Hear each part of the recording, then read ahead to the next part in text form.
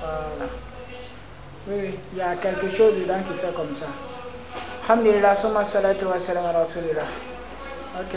أعوذ بالله من الشيطان الرجيم بسم الله الرحمن الرحيم اللهم لا علم لنا إلا ما علمتنا إنك أنت العليم الحكيم ولا فهم لنا إلا ما فهمتنا إنك أنت الجواد الكريم.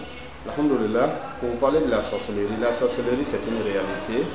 En tout cas, c'est quelque chose qui nous fatigue beaucoup, qui fatigue la population. Beaucoup aujourd'hui. Ça fatigue les femmes, les enfants, les grandes personnes, tout le monde. Tout le monde est fatigué par la sorcellerie. C'est une réalité. C'est quelque chose que Allah subhanahu wa ta'ala nous a parlé beaucoup de fois dans le Saint-Coran. Donc pour nous dire de prendre garde. La sorcellerie, alors c'est des pratiques sataniques. C'est des pratiques sataniques comme Allah subhanahu wa ta'ala nous dit wa min sharri nafasati fil uqad. Il faut chercher des protections contre celles qui souffrent dans les nez. La sorcellerie, c'est des paroles sataniques.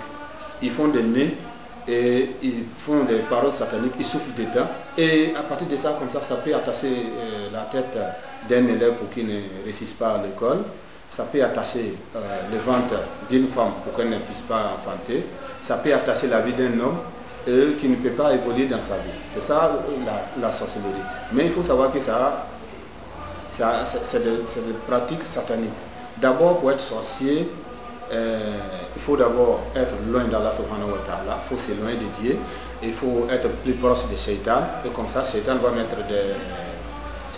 des ifrits, c'est-à-dire les démons à ta disposition, et comme ça, tu vas travailler avec eux, et comme ça, doucement, et tu vas remplir leurs conditions, ils vont te remplir tes conditions, et comme ça, vous allez continuer comme ça pour aller jusqu'en enfer, qu'Allah nous en préserve tous. Alors donc, il faut s'en éloigner d'aller faire la sorcellerie, c'est-à-dire, il ne faut pas être sorcier. Il ne faut pas aller aussi demander à ce qu'on parle de sorcellerie. Alors quand on parle de sorcellerie en Afrique, les gens pensent seulement à des mangeurs d'hommes. C'est-à-dire il y a des sorcelleries effectivement qui font des groupes, qui ont des groupes, des sorciers, des sorcières, alors qui prennent les âmes des gens, chacun à son tour souvent donne même son enfant, son mari, sa mère, ainsi de suite, un homme proche, pour que les sorciers ensemble puissent manger son âme. Ça c'est une sorcellerie. À côté de ça, il y a aussi d'autres sorcelleries qui n'est pas directement ça, mais tout ce qu'il faut comprendre, c'est tout ce qui est lié au satanisme et la sorcellerie. Tout ce qui agisse avec la force satanique, il faut les considérer comme sorciers. C'est ce qui est appelé dans le Coran Sahir. Sahir, c'est tout ça là qui est la sorcellerie. La magie, et il y a beaucoup de noms qui peuvent être dans le globe, mais tout est globalisé dans la sorcellerie. Alors donc, la sorcellerie, il y en a qui vont voir les sorciers, les charlatans, et ils vont faire leur sorcellerie pour nuire d'autres personnes, pour gâter les mariages d'autres personnes, pour faire faux amour. Faux amour, c'est quoi? Alors, c'est quelqu'un que tu veux aller épouser avec force. Et tu vas utiliser la sorcellerie pour obliger la personne à t'épouser. Ça peut être une femme, ça peut être un homme, et cela dépend. Donc, c'est là et la sorcellerie. La sorcellerie, c'est aussi le fait d'aller voir quelqu'un qui va aller, que tu vas aller demander des crédits. Crédits, bien sûr, généralement, ils ne vont pas payer parce qu'ils t'obligent à donner ce que tu ne veux pas donner. Ils t'obligent avec la sorcellerie et tu vas être obligé de lui donner ce qu'il est venu te demander. Et après, tu regrettes. Souvent, c'est pour t'ensorceler, pour que tu lui prennes dans ton service. Tout ça, c'est des forces de la sorcellerie qui fait toutes ces choses-là. Souvent, c'est pour obliger ceux qui ont des magasins, souvent les vendeurs le savent, les grands commerçants le savent, pour obliger d'autres personnes qui vont aller acheter dans ton magasin et il va détourner tous ces clients-là qui vont venir acheter chez lui. Alors, comme ça, il a utilisé la sorcellerie. Donc, c'est une pratique qui est nuisible à tous les niveaux. Alors, donc, comment aussi on sait aussi qu'on est attaqué par la sorcellerie. C'est-à-dire, si on t'a sorcelé, c'est toujours jamais pour te faire du bien. Mais ça va commencer à te donner des maux de tête, maux de ventre. Ça dépend de ce qu'on t'a fait la sorcellerie pour que tu deviennes. Quand on te fait de la sorcellerie, ça te donne souvent des maux de ventre, souvent tu es déprimé, tu es stressé, tu ne sais pas ce que tu fais, mais en tout cas tu ne peux pas être content parce qu'il y a une force extérieure, une force cachée qui est en train de t'obliger à faire ce que toi tu n'aimes pas faire. Alors comme ça, tu ne peux pas être erré dans ta tête. Et comme ça, toi tu agis contre toi, ton propre gré.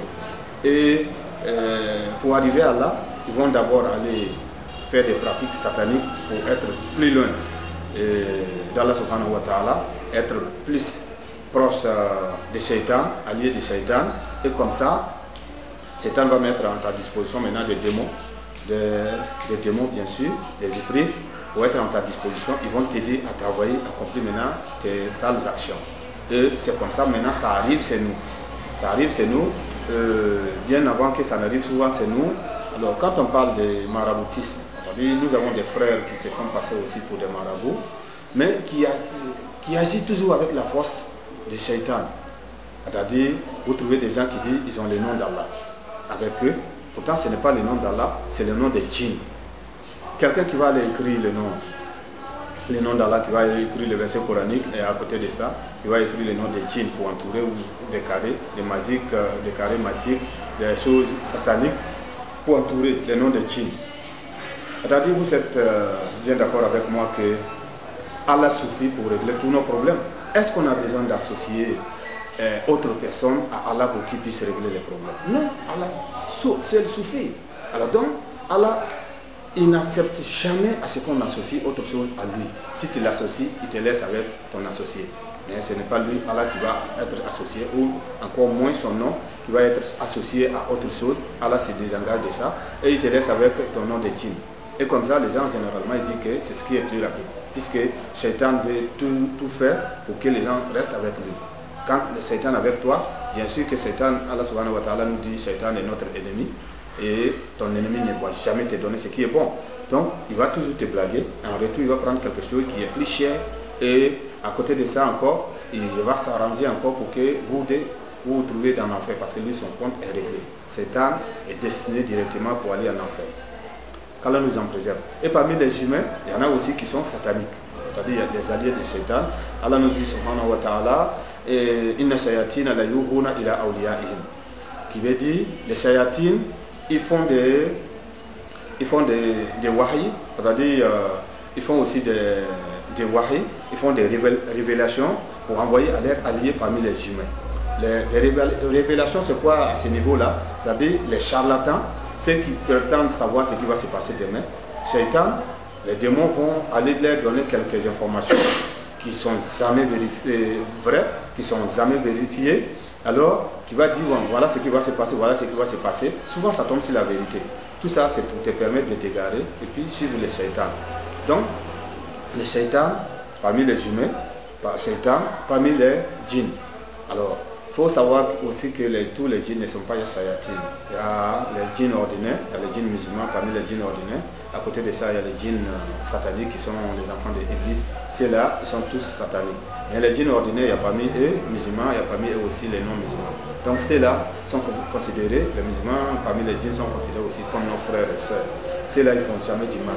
Même si quelqu'un vient te présenter que voilà, il a son nom de Dieu et ça là, c'est un nom bizarre que toi tu ne maîtrises pas, pour savoir que c'est le nom des djinns mécréants. Les djinns musulmans ne vont jamais accepter de faire ce que tu fais avec ces pratiques parce que ça fait partie des shirk. Inna Allah la yaghfiru an yushraka bihi.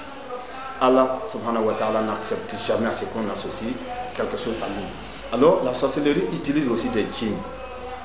Des djinns, souvent, on n'a pas besoin d'aller voir un sorcier pour utiliser les djinns. Souvent les djinns même viennent te proposer leur marché. C'est-à-dire ils vont venir dans le sommeil, ils vont te proposer, voilà, il faut aller faire tel sacrifice, tel carrefour, il faut aller déposer tel sacrifice dans telle eau, et comme ça, on va régler ton problème. Si tu ne sais pas, tu te dis que non, ça vient d'Allah, ça ne vient pas d'Allah, ça vient d'Iblis, ça vient de Shaitan. Alors, c'est des pratiques sataniques. Quand tu vas aller faire ces sacrifices, ça va te rapprocher aux djinns mécréants, et les djinns mécréants vont venir beaucoup maintenant dans ta vie. Et donc, à partir de cet instant, tu es devenu aussi leur allié. À côté de ça, il y a d'autres aussi qui vont aller voir aussi des charlatans, des sorciers, qui vont leur proposer des services, c'est-à-dire qui vont leur dire voilà ton sacrifice. Parce qu'il a consulté les djinns ont demandé quelque chose. Il va te dire voilà ton sacrifice. Et tu vas aller payer ces sacrifices, tu vas donner. Il faut savoir que ce sacrifice est directement donné aux djinns. Et quand tu donnes sacrifice aux djinns, ça veut dire que tu es allé adorer les djinns. tu es allé adorer les djinns et désormais tu deviens maintenant ennemi d'Allah parce que tu es devenu allié du diable. Allié du diable est toujours ennemi d'Allah, car Shaitan est ennemi d'Allah. Ses alliés aussi sont considérés aussi comme les ennemis d'Allah subhanahu wa ta'ala. Donc il faut éviter de faire des sacrifices pour les djinns. Il faut éviter aussi de porter les noms, en fait les grigris qui portent les noms des djinns. Il faut éviter ce qu'on appelle souvent collodiens, souvent qui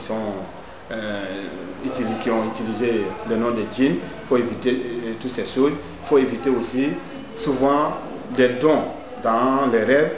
Alors pour connaître, puisqu'effectivement il y a les rêves effectivement qui viennent d'Allah subhanahu wa ta'ala, ça c'est de bons rêves. Il y en a aussi qui viennent de Shaitan.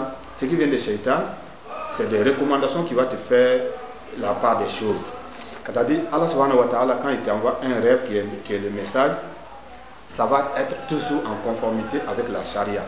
Mais si tu vois un rêve, par exemple, dans les rêves tu as trouvé qu'il faut aller égorger, par exemple, un mouton sur les carrefours. Il faut aller faire des sacrifices sur les carrefours. Allah subhanahu wa ta'ala, qu'est-ce qu'il nous dit à ce sujet?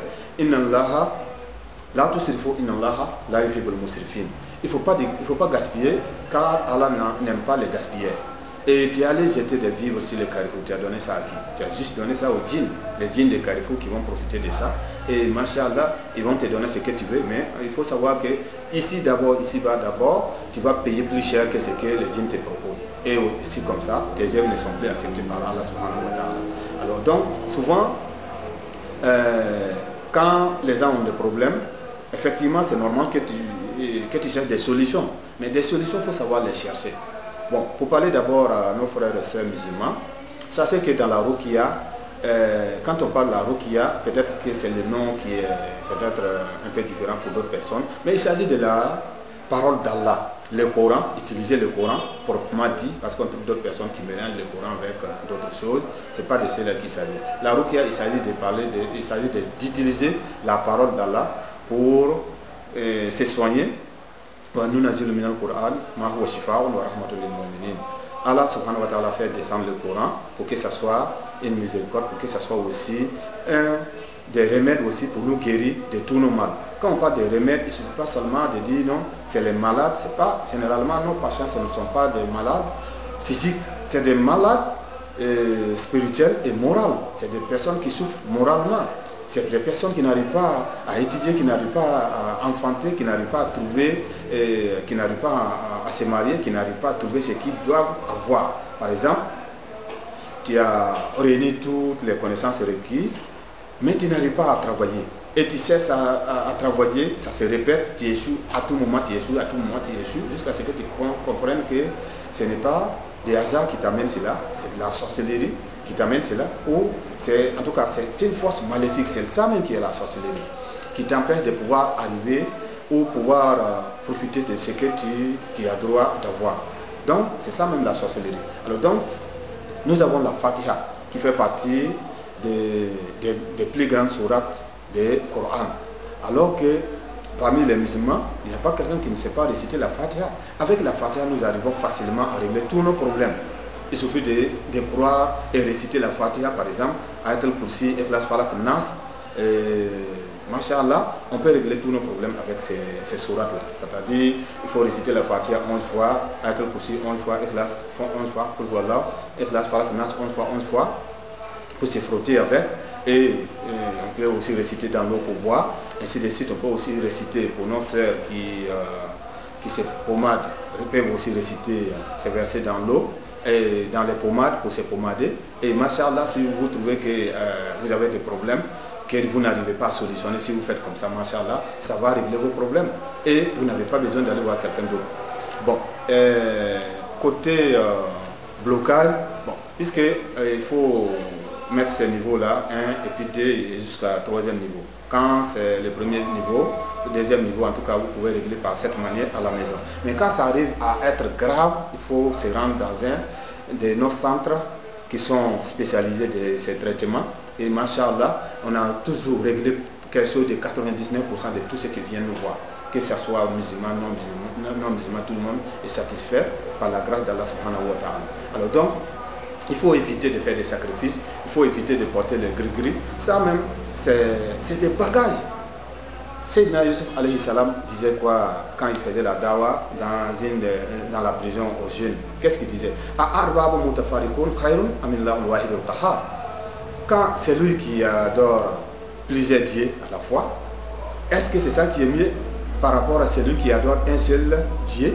Celui qui adore un seul Dieu, par exemple, toi, tu as 10 patrons. Celui-là te commande, celui-là te commande, celui-là te commande. Mais tu es fatigué. Par rapport à quelqu'un qui a un seul patron, il suffit d'obéir seulement un seul patron, tu es agréé. Donc, c'est lui-même qui pratique la sorcellerie, qui adore autre chose même, est plus fatigué que celui qui adore Allah unique. Donc, facilement, quand on règle son problème avec la parole d'Allah subhanahu wa ta'ala, on a moins de problèmes.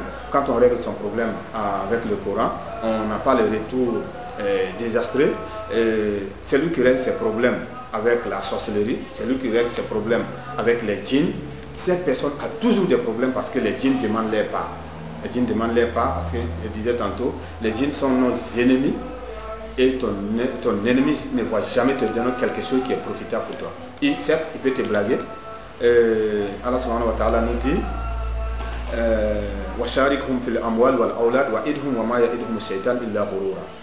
il faut les associer, Satan, parlant bien de Satan.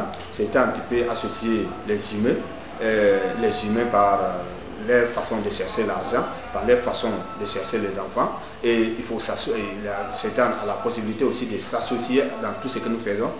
Et pour essayer de nous égarer, qu'Allah nous en préserve des shayatines.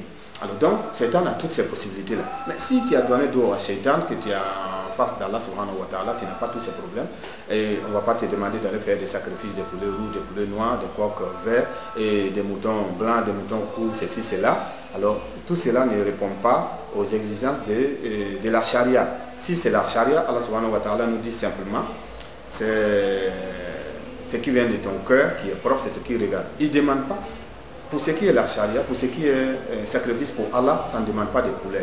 Ça ne demande pas d'aller donner à n'importe quel, ça ne demande pas d'aller donner à une telle personne qui serait comme ça. Il y a des sacrifices même qu'on va te recommander souvent d'aller donner à des infirmes. Des sacrifices, on te demande d'aller donner à des personnes bien données, ou bien en tout cas à les jeter à des carrefours, à des vieilles femmes, souvent des vieils hommes, ou bien à des personnes qui sont claires, des personnes qui sont noires. Ça, ce n'est pas sacrifice pour Allah subhanahu wa ta'ala. Ces sacrifices obéissent directement aux recommandations des génies, des mauvais esprits.